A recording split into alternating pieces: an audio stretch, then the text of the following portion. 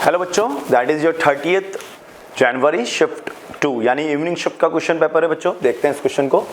Question number 1, a block of mass 1 kilogram is ascended on an inclined plane by a distance of 10 meter as shown in the diagram with the help of the force of 10 Newton along the incline. Find the work done against the friction. तो बच्चों अपन work done against the friction की बात कर रहे हैं, ठीक है। तो फ्रिक्शन जो लगेगा वो काइनेटिक होगा ऑब्वियसली, और काइनेटिक कितना हो जाएगा mu M G cos theta, right. तो एफ काइनेटिक हो जाएगा आपका, वो हो जाएगा म्यू कितना है इसमें 0.1, एम कितना है एम 10 1 किलोग्राम, जी 10 कॉस थीटा। थीटा यहाँ पर हमें नहीं दिया हुआ है, डिस्प्लेसमेंट 10 मीटर दे रखा है। तो आई थिंक थीटा जो होगा बच्चों यहाँ पर 30 डिग्री होना चाहिए ना, 30 डिग्री। तो कितना हो गया ये कॉस 30 डिग्री, तो कितना हो गया ये आपका 0.5 यानी कि √3/2, ठीक है। तो एफ फ्रिक्शन का वैल्यू हो गया √3/2 और 10 मीटर तक लेके जा रहे हैं। तो वर्क डन कितना हो जाएगा, work done is equal to, हमने निकालना है find work done against the friction, friction के अगेंस्ट वर्क है ना। Find work done against the friction, तो कितना हो जाएगा, ये हो जाएगा आपका W फ्रिक्शन कितना काम करेगा -√3/2 इंटू डिस्प्लेसमेंट 10 यानी कि हो गया माइनस का 5√3। बट हमें अगेंस्ट बोलना है तो W अगेंस्ट कितना हो जाएगा, माइनस कर दो इसके, यानी कि माइनस माइनस प्लस 5√3। सो राइट आंसर हो जाएगा बच्चों इसका सेकंड।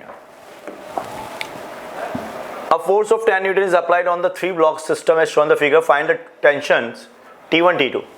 बच्चों बिल्कुल क्लासरूम वाला क्वेश्चन, T1 T2 निकालना है, छुपाने वाला मेथड कैसे करते हैं। एक्सेलरेशन ऑफ सिस्टम निकाल लेते हैं। एक्सेलरेशन ऑफ सिस्टम कितना होगा 10/10 बराबर कितना 1 मीटर पर सेकंड स्क्वायर। फिर छुपाते हैं इसको, है ना, ऐसे। अगर मैं T1 तक छुपाऊंगा बच्चों तो मास रिमेनिंग कितना बचेगा, T is equal to mass remaining 2 into acceleration of system 1 2 newton. और T2 क्या होगा बच्चों, मास रिमेनिंग छुपा दो, कितना रिमेनिंग होगा 5 और एक्सेलरेशन ऑफ सिस्टम से मल्टीप्लाई, क्या यही सिखाया था। तो 2 और 5 न्यूटन का सही आंसर होगा बच्चों इसको T1 T2 यानी कि राइट आंसर है फर्स्ट। नेक्स्ट क्वेश्चन देखो बच्चों, the slope of the graph between the stopping potential V0 and frequency of incident photon is F। Photoelectric effect, Planck constant, charge of electron E। तो बच्चों हमें graph तो किसका, the slope of the graph between the stopping potential and frequency. हम जानते हैं h new जो होता है वो होता है आपके पास h nu naught plus of stopping potential EVS।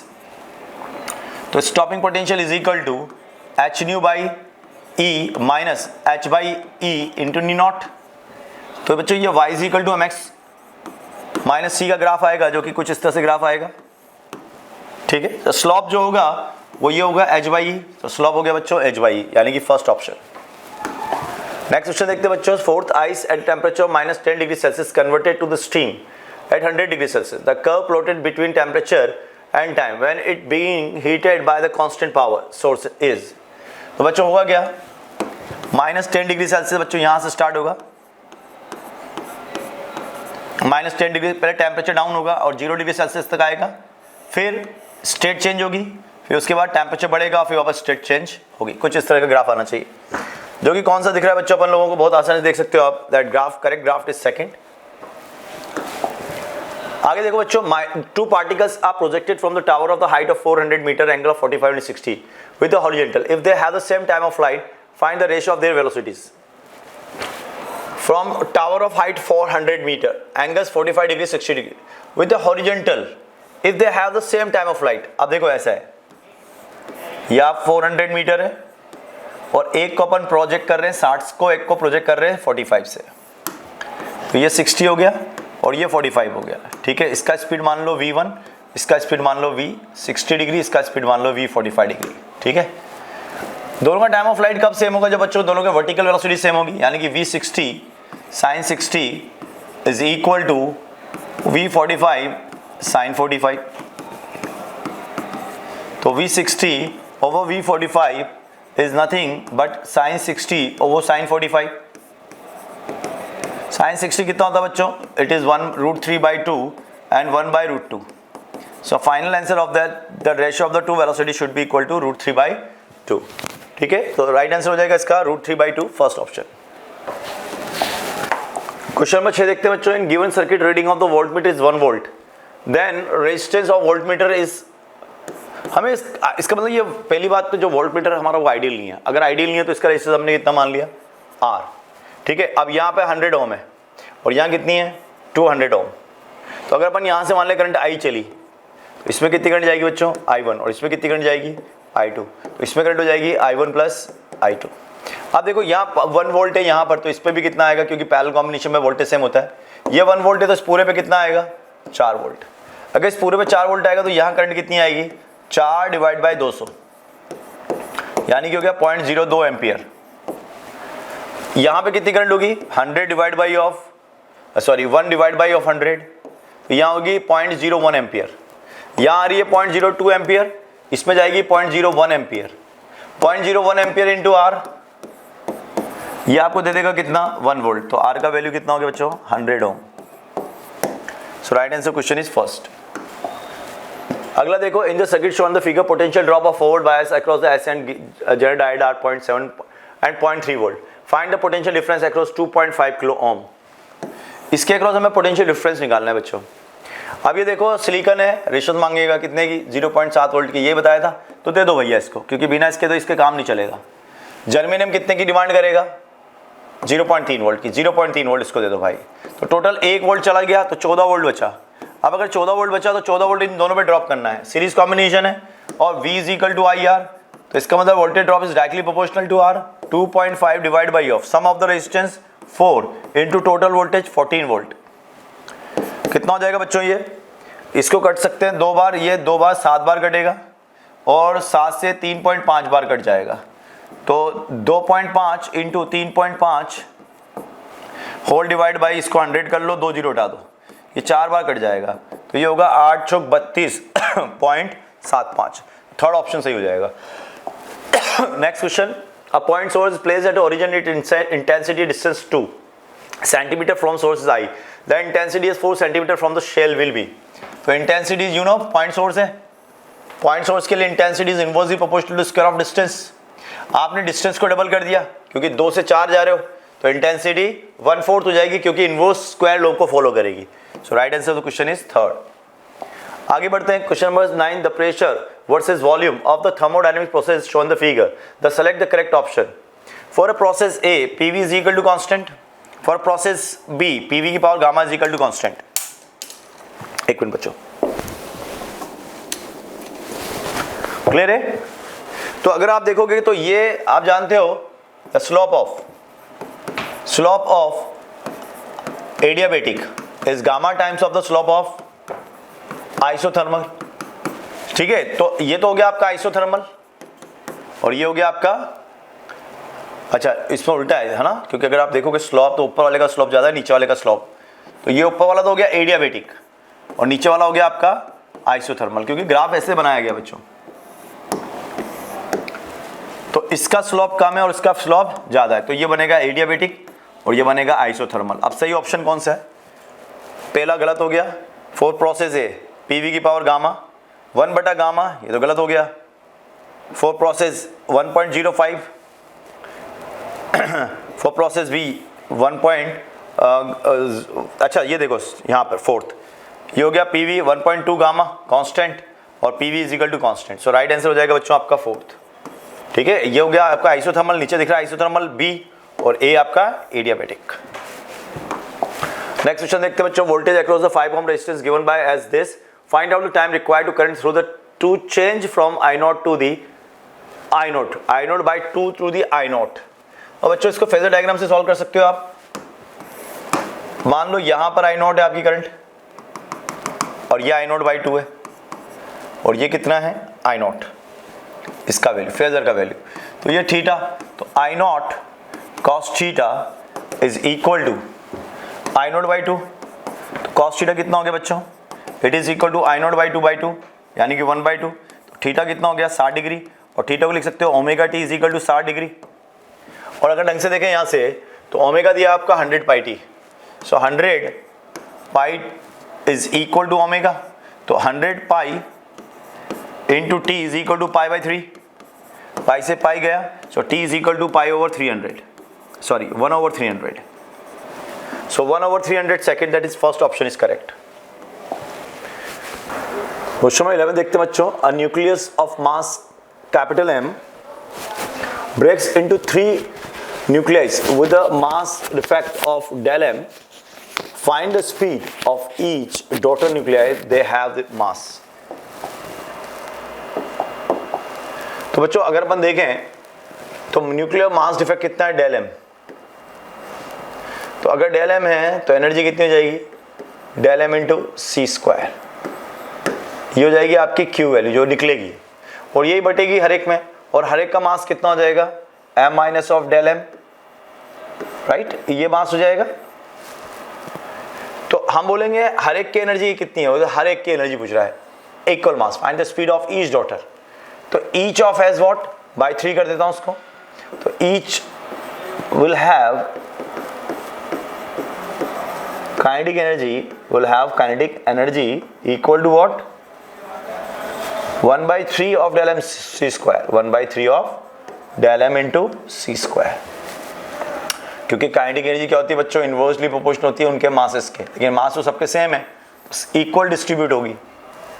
तो 1/3 into del M into C square is equal to 1/2 M into V square. और एम कितना हो गया, M minus del M by 3, क्योंकि यही टोटल डॉटर न्यूक्लियाई का मास होगा. तो 3 से 3 चला जाएगा बच्चों. तो यहाँ से जो आपका इंटू वी स्क्वायर बराबर आएगा, तो वी जो आ जाएगा वो आ जाएगा आपका twice of del M into C over M minus del M. तो ये राइट आंसर होगा हमारा, यानी कि राइट आंसर हो जाएगा हमारा सेकंड. नेक्स्ट क्वेश्चन देखो बच्चों. In a vernier callipers 49 main scale divisions are equal to 50 vernier scale divisions. If one main scale division is 0.5 mm, then the vernier constant, यानी कि लीस्ट काउंट पूछ रहा है आपसे, ठीक है. तो हमसे बोल रहा है in a vernier calliper 49 main scale coincide with the 50. तो 50 of VSD is equal to 49 of MSD. तो 1 of VSD is nothing but 49 over 50 MSD. Right?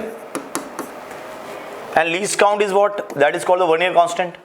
1 MSD minus 1 VSD. 1 MSD minus 1 49 upon 50 into MSD. तो ये हो गया बच्चों 1 upon 50 into 1 MSD. और 1 MSD कितना है, 0.5. So it will be 0.01 mm. So 0.01 mm. So right answer of the question is first. 13 देखते हैं. 6 × 10⁵ joule of electromagnetic energy is incident on a surface in time t naught.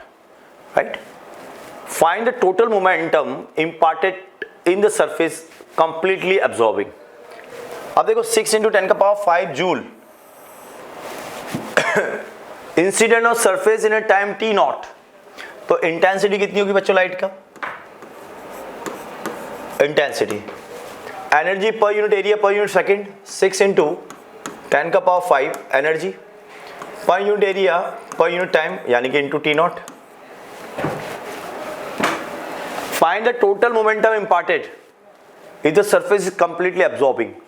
अगर completely absorbing है तो net pressure कितना हो जाएगा बच्चों, pressure I/C, और एरिया कितना हो जाएगा, प्रेशर इंटू फोर्स लिख रहा हूं मैं, फोर्स कितना हो जाएगा,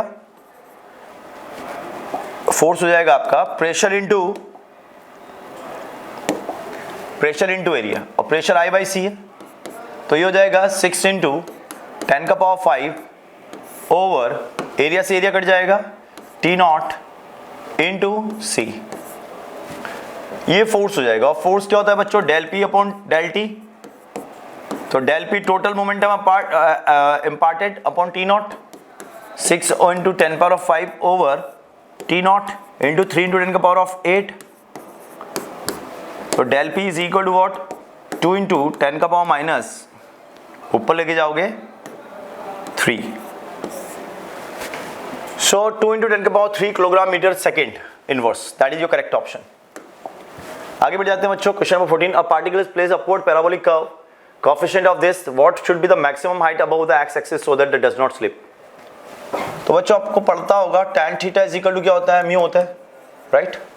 हमारे पास इस तरह की सरफेस है, तो अगर इस तरह की सरफेस है बच्चों, तो अगर मैं यहाँ से एक थीटा अज्यूम कर लूँ और इस पॉइंट को अज्यूम कर लूँ मैं y हाइट और ये x, तो यहाँ पर जो tan थीटा होगा, tan थीटा वो क्या होगा बच्चों, dy बाई डी एक्स, ठीक है। और ये बराबर होना चाहिए किसके, म्यू के, क्योंकि जैसे जैसे मैं हाइट इंक्लाइन प्लेन की बढ़ाऊंगा वैसे वैसे the moment of tendency will increase, और एक ऐसी कंडीशन है कि पर्टिकुलर एंगल पे मूव करना चालू कर देगा। तो dy by D x is your tan theta and it is nothing but equal to mu, right? And dy by dx we can find from here, it is 2x by 4 is equal to mu, and mu is given as 0.5 यानी कि 1/2। तो x is equal to कितना आ गया बच्चों, 1। अगर x 1 हो गया तो y कितना हो जाएगा, 0.25 यानी कि 1/4 metre. So right answer question is what, first. आगे बढ़ते हैं। Two polaroids are placed angle of 45 degree each of other if unpolarized light of the intensity I naught falls as one polarized, the intensity of light leaving from second is what। बच्चों इससे आएगी तो इससे कितनी बाहर निकलेगी, I naught by 2, और I naught by 2 cos square 45 कितना हो गया, I naught by 4। So right answer हो जाएगा बच्चों अपना I naught by 4। आगे बढ़ जाते हैं बच्चों, next question. If a vector having the magnitude of equal to that of a 4ik plus 3j cap and parallel to the b 3ik plus 4j cap, then if 3 and x are the component of this vector in first quadrant, then find x। अब ये बोल रहा है then if 3 and x are the component of this vector in first quadrant, then x is what। तो बच्चों अगर मैं इस वेक्टर को बनाने की कोशिश करूं, ठीक है, तो एक वेक्टर तो मेरा 4ik plus 3j cap और एक है 3ik plus 4j cap, ठीक है, कुछ इस तरह से।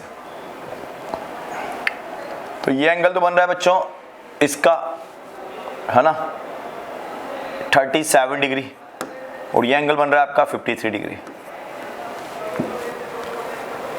तो इसका वो बोल रहा है the component of this vector, then if 3 and x are the component of this vector.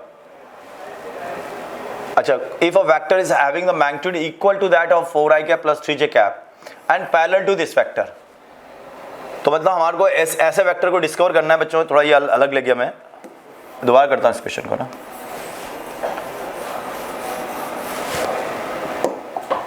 दोबारा कर रहा हूँ इसको।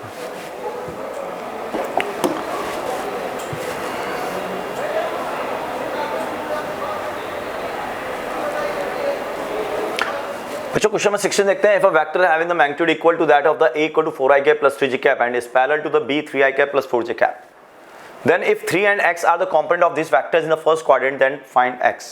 तो बच्चों मान लो कोई वेक्टर है हमारे पास, वेक्टर c, ठीक है, कोई वेक्टर c है, that is equal to xi cap plus, या इसको ऐसे लिख लो,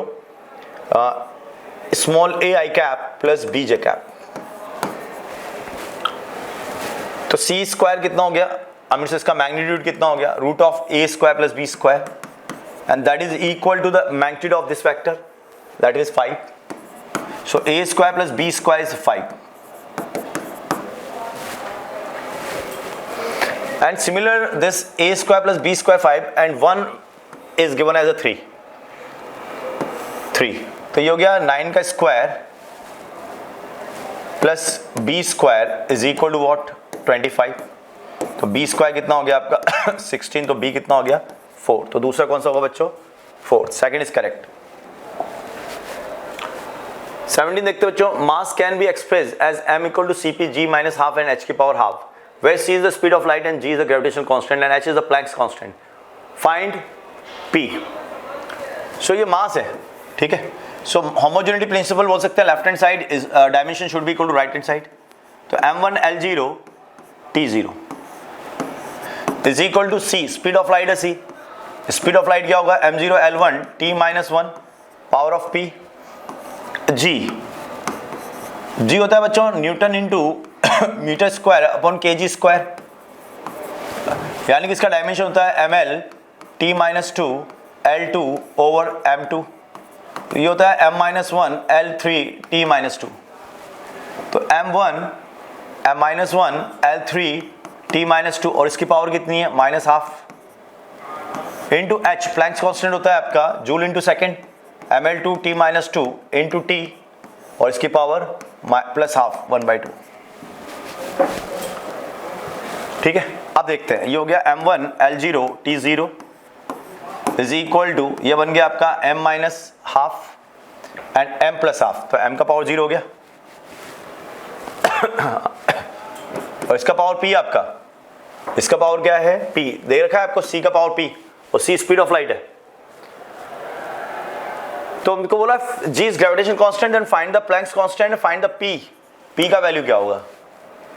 तो M का वैल्यू तो कितना हो गया यहाँ पे 0, L का वैल्यू कितना हो गया P, और T का वैल्यू कितना हो गया माइनस P, और इधर क्या हो गया M का वैल्यू प्लस हाफ, L का वैल्यू 3/2 और T का वैल्यू माइनस 2/2। इधर कितना हो गया M का वैल्यू हाफ, L का वैल्यू 1 और T का वैल्यू माइनस का 3/2। ठीक है, अब इसको सॉल्व करते हैं। तो M0 हाफ प्लस हाफ, ये तो M1 हो गया आपका पूरा है ना, L का पावर P प्लस 3/2 और प्लस 1, और T का power minus P minus 1 and minus 3/2। ठीक है, अब बच्चों जमा लो इसको, L 0 होना चाहिए, यानी कि ये पूरा पार्ट 0 होना चाहिए। तो P plus 3/2 plus 1 is equal to 0। ठीक है ना, क्योंकि यहां पर मुझे लाना है ML0 L0, तो ये हो गया P, अच्छा ये माइनस था बच्चों यहाँ पे ना, ये अपन गड़बड़ करके, यह माइनस है, तो यहाँ हल्का सा माइनस आएगा। ठीक है, यहाँ माइनस आएगा माइनस 3/2 और यहाँ पर आपका माइनस था तो ये प्लस है तो प्लस का 1 आएगा, माइनस का P ठीक है, और माइनस का 3/2 ठीक है, तो ये आएगा आपका माइनस का 1, ये आएगा आपका माइनस का 1। तो कितना हो गया बच्चों P माइनस 1 प्लस 1 माइनस का 1/2 इज इक्वल टू 0, तो P बराबर कितना हो गया बच्चों 0.5। So right answer of the question is 0.5। Second question number 18 देखते हैं, square of loop of side 1 metre is carrying a current of 5 ampere show on the figure, if the magnetic field at centre is this then find the x। क्या बच्चों सीधा formula लगा सकते हो आप, है ना, μ0 n sin π/n tan π/n divide by pi है, n कितना है 4 μ0 I into sine π/n tan π/n upon pi है। नो डाउट मैं एक को मल्टीप्लाई 4 भी, लेकिन बच्चों टाइम खाएगा। ठीक है क्या, अब देखो लड़ाई तो भाई आपने जितनी मेहनत की आपको उतना बेनिफिशियल तो मिलना ही है। अगर आपने साल भर ये फॉर्मूले याद कर लिए और ये सीधा आप अप्लाई कर रहे हो, देख लो भाई मैं तो कुछ नहीं कह रहा ना, रिजल्ट सामने, एक बच्चा सीधा फॉर्मूला लगा रहा है, जो मैंने बताया है आपको लिखा है कि बच्चों N side of regular polygon के लिए फॉर्मूला होता है N μ0 I sin π/n tan π/n divide by pi है। अगर आप ये सीधा अप्लाई कर रहे हो तो और बच्चों से आगे ही जा रहे हो ना यार, जहां आपका जहां 20 से 25 या 1 मिनट लग रहा है वहां आप 10 सेकंड में क्वेश्चन खत्म कर रहे हो, और ऐसे हर एक क्वेश्चन में तो कितना टाइम बचा रहे हो आप, तो कितना हो गया ये हो गया sin π/4 tan π/4 1/√2 2√2 2√2 μ0 I upon pi है। ठीक है, और दूसरा बच्चा कैसे करेगा, पूरा इसको डिराइव करेगा, यहाँ से परपेंडिकुलर डालेगा, फिर ये निकालेगा और फिर वो निकालेगा। तुम्हारे लिए कितना आ गया x का value 2, so right answer 2। A planet mass of 1/6 of gram mass, 1/6 of the Earth mass, radius of 1/3 of Earth radius, escape velocity 11.2 km/s, escape speed of the planet shall be। तो बच्चों escape velocity का formula क्या होता है, v escape at the planet is equal to root of 2rg, root of 2rg। ठीक है क्या, root of 2rg, या इसको ऐसे लिख सकता हूँ, escape planet is equal to root of twice of gm over re ऐसे भी लिख सकता हूं। ठीक है क्या, ओके। अब देखो यहां से देखो v square planet divide by v square of earth is equal to root of m of planet upon m of earth into of radius of earth divide by of radius of planet. तो velocity of planet divide by of velocity of earth is equal to root of m planet कितना है 1/6 of mass, radius of planet कितना है 1/3, तो कितना हो जाएगा, v planet is equal to v earth into 1/√18। तो ये हो जाएगा बच्चों v 11.2 इंटू ऑफ 1/, इसको लिख सकता हूँ 9 इंटू 2, 3 इंटू √2, और 3 से कट कर सकते हैं इसको, लगभग 3 √2 को सॉल्व करते हैं बच्चों, तो √2 को लिख सकता हूँ मैं 1.4, तो ये हो गया 11.2 ओवर 1.4 यानी 4.2। 2 से काट सकता हूँ इसको 5.6, 2.1 लगभग इसको 2 मान सकता हूँ, 2 से इसको काट सकता हूँ बच्चों 2.8, सो लगभग नियरेस्ट इंटीजर 3, तो इसको लिख सकता हूँ मैं 3, nearest integer third. Next question number देखो बच्चों, an electron is fifth excited state of the hydrogen plus helium plus atom moves in a first excited state, find the number of possible spectrum lines. तो बच्चों helium plus fifth पे है N excited state, fifth यानी कि n बराबर 6 हो गया, और फर्स्ट एक्साइटेड में आ रहा है यानी कि n बराबर 2 में आ रहा है। तो क्या फॉर्मूला था बच्चों अपन लोगों का, n2 minus n1 into of n2 minus n1 plus 1, n2 minus n1 plus 1/2, यही फॉर्मूला होता था। समझ आ रही बात, ग्राउंड स्टेट में होता तो n2 n हो जाता, n1 बराबर 1 हो जाता, तो n माइनस 1/2 बन जाता। ठीक है बच्चों, ये फॉर्मूला याद है। तो n2 कितना है आपका 6 माइनस 2 6 माइनस 2 प्लस 1/2 कितना हो गया 4 इंटू 6 माइनस 2 4 1 5/2, तो कितनी लाइन्स हो जाएंगी बच्चों, 10 लाइन हो जाएंगी टोटल। ठीक है, so right answer of the question is 10।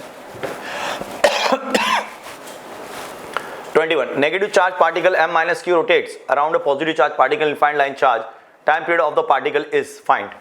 तो टाइम पीरियड ऑफ पार्टिकल क्या होगा बच्चों, ये पार्टिकल सर्कल कर रहा है, अगर सर्कल कर रहा है तो सर्कल के लिए सेंट्रीपिटल फोर्स चाहिए, जो कि कौन देगा, लीनियर चार्ज डेंसिटी का इलेक्ट्रिक फील्ड ऐसे लग रहा होगा, लेकिन इसका फोर्स जो आएगा नेगेटिव चार्ज पर अंदर आएगा, और फोर्स कितना हो जाएगा Q इंटू ई, और E कितना होगा lambda 2k lambda upon r infinite long charge का, and that will be equal to mv² upon r। हमें क्या निकालना है, टाइम पीरियड, या इसको मैं m ओमेगा स्क्वायर r भी लिख सकता हूं, और ओमेगा को लिख सकता हूं 2π/t, तो m 4π square t square into radius r, ये भी r रेडियस है आपका, तो हमको निकालना है, तो t square is equal to ये हो जाएगा m into 4π square into r square, ठीक है, इधर जा रहा है, ओवर ये आपका 2 है, टी स्क्वायर था ना, टी स्क्वायर है, ऊपर चला जा चुका है इधर, ठीक है, over 2k/q lambda.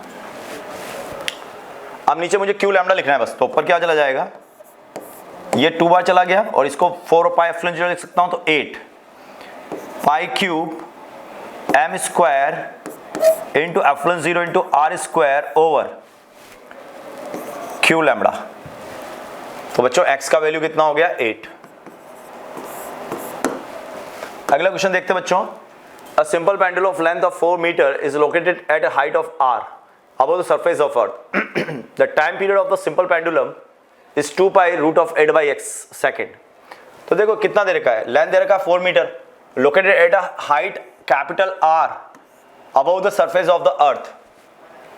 The time period of the simple pendulum, बच्चों अगर हम देखें तो टाइम पीरियड लिखते हैं 2π√L/g, तो g h हाइट पे देखना है मुझे, r हाइट पर, तो g का फॉर्मूला हो गया g डैश लिखता हूं, g dash is equal to g upon 1 plus h/r का होल स्क्वायर, तो ये कितना हो गया g surface over 1 plus h/r यानी कि 2 का होल स्क्वायर यानी कि 4। तो टाइम पीरियड कितना हो जाएगा बच्चों 2π√4L/g, तो ये हो जाएगा बच्चों आपका 4L/g, और L का वैल्यू कितना है 4, तो T इक्वल टू हो गया आपका 2π√L8, अच्छा 16 हो गया ना, 16 ओवर 10, तो ये हो गया बच्चों 2π√8/5, तो x का वैल्यू कितना हो गया 5। आगे बढ़ते हैं, question number next, two identical charge particle connected with the light threads, common point is shown after putting the arrangement in the liquid angle of separation between the blocks and do not change if the relative density of the particle is 1.5 0.7 बच्चों, सीधा formula based question, और ये बहुत शानदार formula hit किया भाई अपना। देखो कैसे, क्या बच्चों मैंने सीधा आपको रिजल्ट लिखाया हुआ है, k is equal to 1 minus rho over sigma.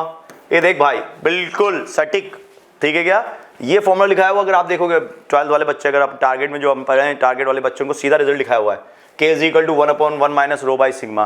भाई अगर ये ना काम हो गया भाई अपने पूरे साल भर का, ठीक है क्या, 4-5 फॉर्मूले सीधे हिट किए, 4-5 फॉर्मूले सीधे हिट, उससे तो आप इतना टाइम बचा सकते हो कि आराम से 2-4 चीज़ें ज़्यादा कर सकते हो आप। देखो यहाँ पर, नहीं तो भाई बहुत लंबा क्वेश्चन है, यहाँ से tan थीटा निकालते हैं, यहाँ से tan थीटा डैश निकालते हो, उसको इक्वेट करते हो, उसके बाद ये रिजल्ट आता। तो सीधा लिख दूं क्या, k is equal to 1/1 minus rho, rho कितना है 0.7 ओवर 1.4, कितना हो गया k 1/1 माइनस 1/2। भाई सीधा k बराबर 2 आंसर, 5 सेकंड भी नहीं लगे तेरे को, k बराबर कितना 2 answer. Next question, 1000 drops each of have the surface energy E1 converted into the bigger drop of the surface energy E2 then E1 E2। surface energy जानते हो बच्चों क्या होती है, area into time, sorry surface tension, और surface tension तो same ही है, तो यानी कि सरफेस एनर्जी जो होगी वो होगी डायरेक्टली प्रोपोर्शनल टू है, तो surface energy directly proportional to A, directly proportional to square R square. 1000 drops each have the surface energy E1 converted in one bigger drop surface energy of E2। एक की बात कर रहे हैं हम तो U small over U big and is equal to R small का square over R big का स्क्वायर। तो U small over U big is equal to what, आपको स्मॉल और बिग में रिलेशन चाहिए, तो 4/3 pi capital R square R cube of big is equal to कितनी 1000 drops, 1000 drops 4/3 pi R of small cube, ठीक है, 4/3 पाई से 4/3 पाई कैंसिल आउट हो गया, तो R big is equal to 10 times of the R small. अब मैं लिख सकता हूं यहां पर R square small upon 100 times of R square of small, cancel out हो गया, तो U big is nothing but the 100 times of the U small, या E1 अपॉन E2 क्या आ गया E1 upon E2 1/100, that means third option is correct. VU graph is given for the concave mirror, find the focal length of the concave mirror. बच्चों simple classroom question, कैसे graph दिखाया है मैंने जहां मिला है क्या बच्चों, ये 2f, 2f है यार, V बराबर U का लाइन बन गया ना, ये स्ट्रेट लाइन, ये देखो यहां से, ये किसका लाइन है, V बराबर U का लाइन, और V बराबर U का लाइन क्या बताया था कि किसी भी कर्व को कहां काटेगा 2f पे, V बराबर U क्या होता है किसी भी कर्व के लिए, आई मीन से कॉन्वेक्स मिरर के लिए, सॉरी कॉन्केव मिरर के लिए, V बराबर U that is equal to 2f। अरे इमेज और ऑब्जेक्ट कहां मिलते हैं 2f पर, तो 2f इज इक्वल टू कितना है आपका 20, तो f बराबर कितना हो गया बच्चों 10, सेकंड ऑप्शन।